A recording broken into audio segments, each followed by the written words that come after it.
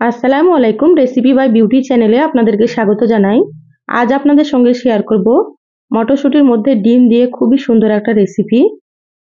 এই রেসিপিটা গরম ভাত, রুটি, পরোটা সবকিছুর সঙ্গে কিন্তু দারুণ লাগে খেতে। তো অবশ্যই আপনারা স্কিপ না করে পুরো রেসিপিটা দেখে নেবেন। আশা করছি আপনাদেরকে খুবই ভালো লাগবে এবং সহজ মনে হবে। তো চলুন কথা না বাড়িয়ে রেসিপি শুরু করি। এখানে দেখুন আমি মটরশুঁটি নিয়েছি। তো এখানে আমি বড় বাটির 1 বাটি পরিমাণে নিয়েছি। মটরশুঁটির দানাগুলোকে ছাড়িয়ে তারপরে খুব ভালোভাবে ধুয়ে পরিষ্কার করে পানিটাকে ঝরিয়ে নিয়েছি। আর এখানে আমি আমার পরিমাণ মতো নিয়েছি, আপনারা কিন্তু আপনাদের পরিমাণ মতো নিয়ে নেবেন। এখানে দেখুন ডিম নিয়েছি, ডিমটা দিয়ে আমি রেসিপিটা করব, এটা আমি সাইডে রেখে দিচ্ছি। এবার গ্যাস অন করে কড়াই দিয়ে দিলাম। কড়াই দিয়ে দিচ্ছি সর্ষের তেল। তো এখানে আমি 2 টেবিল চামচ মতো সর্ষের তেল দিয়ে দিলাম। এবার এখানে দিয়ে দিচ্ছি কয়েকটা গোটা গরম মশলা, লবঙ্গ, এলাচ, দারুচিনি আমি দুটো করে দিয়ে দিলাম। সামান্য একটু দিয়ে দিলাম কালো জিরা।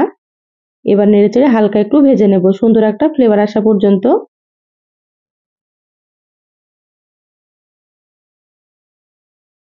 খুব ভালোভাবে ভেজে নিলাম। এবার এখানে দিয়ে দিচ্ছি পেঁয়াজ কুচি। তো এখানে আমি 3টে মিডিয়াম সাইজের পেঁয়াজ কুচি করে নিয়েছিলাম। এই রেসিপিতে একটু পেঁয়াজের পরিমাণ বেশি দিলে কিন্তু খেতে ভালো লাগবে। এবার পেঁয়াজগুলো একটু নেড়েচেড়ে ভেজে নেব। তো খুব বেশি একেবারে লালচে করব না, হালকা করে ভেজে নিচ্ছি। আপনারা দেখুন তাহলে বুঝতে পারবেন। দেখুন পেঁয়াজগুলো ভাজা হয়ে গিয়েছে, আমি এইভাবে ভেজে নেব, এর থেকে বেশি ভাজবো না। এবার এখানে দিয়ে দিচ্ছি 1 চা চামচ আদা বাটা, আর দিয়ে দিচ্ছি এখানে 1 চা চামচ রসুন বাটা। এবার এখানে দিয়ে দেবো আমি বড় সাইজের 2টো টমেটো কুচি। এই রেসিপিতে টমেটো কুচি দিলে কিন্তু খেতে খুবই ভালো লাগে। তো এইভাবে অবশ্যই আপনারা দিয়ে দেবেন। এবার আমি এখানে দিয়ে দিচ্ছি স্বাদ মতো লবণ। লবণটা আমি প্রথমেই দিয়ে দিলাম, লবণ দিলে কিন্তু টমেটোগুলো খুব তাড়াতাড়ি নরম হয়ে যাবে, সেজন্য আমি লবণটা প্রথমেই দিয়ে দিলাম। এবার নেড়েচেড়ে এগুলোকে একটু ভেজে নেব, আদা রসুনের কাঁচা গন্ধ চলে যাওয়া পর্যন্ত। এভাবে 3 থেকে 4 মিনিট খুব ভালো মতো ভেজে নিতে হবে, তাহলে আদা রসুনের কাঁচা গন্ধটাও চলে যাবে আর টমেটোগুলো সুন্দর মতো নরম হয়ে যাবে। দেখুন টমেটোগুলো অনেকটাই নরম হয়ে গিয়েছে। এবার আমি এখানে দিয়ে দিচ্ছি 1/2 চা চামচ হলুদ গুঁড়ো, আর এখানে দিয়ে দিচ্ছি 1/2 চা চামচ জিরা গুঁড়ো, 1/2 চা চামচ ধনিয়া গুঁড়ো। এবার এখানে আমি দিয়ে দিচ্ছি 1/2 চা চামচের থেকে একটু বেশি কাশ্মীরি মরিচের গুঁড়ো। কাশ্মীরি মরিচের গুঁড়োটা আমি কালারের জন্য দিয়ে দিলাম, আপনারা চাইলে কিন্তু কাশ্মীরি মরিচের গুঁড়ো স্কিপ করতে পারেন। এবার আমি এখানে দিয়ে দিচ্ছি সামান্য একটু পানি। এখানে অবশ্যই একটু পানি দিতে হবে, না হলে শুকনো মশলাগুলো পুড়ে যাবে। এবার নেড়েচেড়ে খুব ভালোভাবে মশলা কষিয়ে নেব। মশলা যত ভালোভাবে কষানো হবে রান্না কিন্তু ততই বেশি ভালো লাগবে খেতে। তো এই কাজটা একটু সময় নিয়ে করে নিতে হবে। তো এখানে আমি 5 মিনিটের জন্য ঢাকা দিয়ে দিচ্ছি মশলাটা। গ্যাসের আঁচ মিডিয়ামে রেখে ঢাকা দিয়ে দিতে হবে। 5 মিনিট হয়ে গিয়েছে, এবার আমি ঢাকাটা খুলে নিচ্ছি।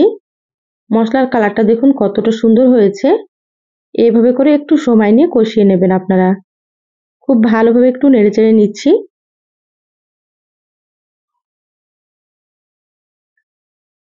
এবার আমি এখানে দিয়ে দিচ্ছি মটরশুঁটিগুলো।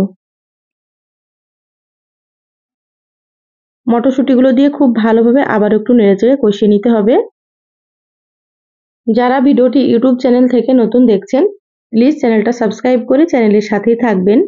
যারা ফেসবুক পেজ থেকে ভিডিওটি দেখছেন, একটা লাইক দিয়ে পেজটা ফলো করে রাখবেন পরবর্তী ভিডিওর নোটিফিকেশন পাওয়ার জন্য। দেখুন মটরশুঁটিগুলো খুব ভালোভাবে একটু কষিয়ে নিয়েছি। এইভাবে করে একটু কষিয়ে নিতে হবে। এবার আমি এখানে দিয়ে দিচ্ছি 2টো আলু। 2টো বড় সাইজের আলুকে এরকম ডুমো ডুমো করে কেটে নিয়েছিলাম, এখানে সম্পূর্ণ আলুগুলো দিয়ে দিলাম। এবার খুব ভালোভাবে নেড়েচেড়ে মিশিয়ে নিতে হবে মশলার সাথে, আর একটু সময় নিয়ে কষিয়ে নিতে হবে। আমার চ্যানেলে আরও অনেক রেসিপি আছে, চাইলে আপনারা রেসিপিগুলো দেখে নিতে পারেন। আমি সবসময় ঘরে থাকা উপকরণ দিয়ে রেসিপিগুলো দেখানোর চেষ্টা করি, খেতেও ভীষণ ভালো হয়। তা আপনারাও রান্না করে খেয়ে আমাকে কমেন্ট করে জানাবেন আপনাদেরকে কেমন লেগেছে। আমি এখানে 5 মিনিটের জন্য আবারও ঢাকা দিয়েছিলাম। 5 মিনিট হয়ে গিয়েছে, ঢাকাটা খুলে নিয়েছি। আর আলুর কালারটা দেখুন কত সুন্দর হয়েছে। তো এইভাবে করে আলুগুলোকে একটু আপনারা কষিয়ে নেবেন, তাহলে রান্নার টেস্টটা খুবই সুন্দর আসবে। এবার এখানে আমি দিয়ে দিলাম 5টা কাঁচামরিচ। তো এখানে ঝালটা আপনারা নিজেদের টেস্ট অনুযায়ী দিয়ে দেবেন, আপনারা যেমন ঝাল খেতে পছন্দ করেন, বা আপনারা এখানে শুধু গুঁড়ো মরিচ দিয়েও রান্না করে নিতে পারেন। আলু আর মটরশুঁটি খুব সুন্দর মতো কষানো হয়ে গিয়েছে। এবার আমি মাঝের অংশটা এভাবে করে একটু ফাঁকা করে নিলাম। এবার আমি এখানে দিয়ে দিচ্ছি একটা ডিম। ডিম দিলে কিন্তু রেসিপিটা খেতে আরো বেশি সুন্দর হবে। তো এখানে আমি একটা ডিম দিলাম, আপনারা চাইলে 2টো বা 3টে ডিমও দিতে পারেন। এবার আমি একটু ঢাকা দিয়ে দিলাম। দেখুন 1 মিনিট মতো ঢাকা দিয়েছিলাম। ডিমটা একটু হালকা শক্ত হয়েছে। এবার আমি খুব ভালোভাবে নেড়েচেড়ে মিশিয়ে নেব। এই একটা ডিম দেওয়ার কারণে কিন্তু এই রান্নার টেস্টটা আরো বেশি সুন্দর হবে। ডিম দিয়ে আবারও কিছুক্ষণ কষিয়ে নিতে হবে।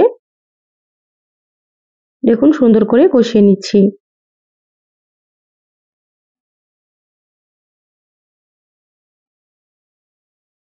খুব ভালোভাবে কষানো হয়ে গিয়েছে। আপনারা কিন্তু এইভাবেই কষিয়ে নেবেন। এবার আমি এখানে দিয়ে দিচ্ছি ফুটন্ত গরম পানি। এখানে কিন্তু অবশ্যই গরম পানি দিতে হবে। গরম পানি দিলে কিন্তু রান্নার টেস্টটা খুবই সুন্দর আসবে। তো এখানে আমি 3 কাপ পরিমাণে পানি দিয়ে দিলাম। এবার খুব ভালোভাবে নেড়েচেড়ে নিচ্ছি। ঢাকা দিয়ে মিডিয়াম আঁচে 10 মিনিট রান্না করে নেব। 10 মিনিট মতো রান্না করে নিলে কিন্তু আলুগুলো খুব সুন্দর মতো সেদ্ধ হয়ে যাবে। এবার আমি ঢাকাটা খুলে নিলাম। দেখুন ঝোলটা কিন্তু অনেকটাই কমে গিয়েছে।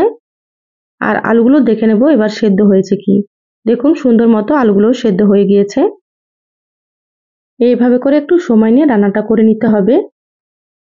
এবার কিছু আলু এভাবে করে আমি একটু ভেঙে নিচ্ছি, তাহলে খেতে আরো বেশি ভালো লাগবে আর ঝোলটাও কিন্তু অনেকটাই ঘন হবে।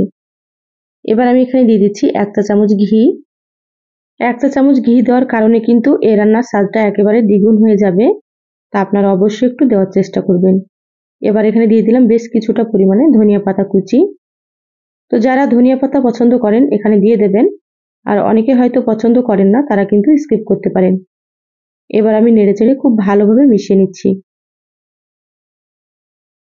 এই রান্নাটা খুব বেশি ঝোল ভালো লাগবে না, এরকমই কিন্তু ভালো লাগবে।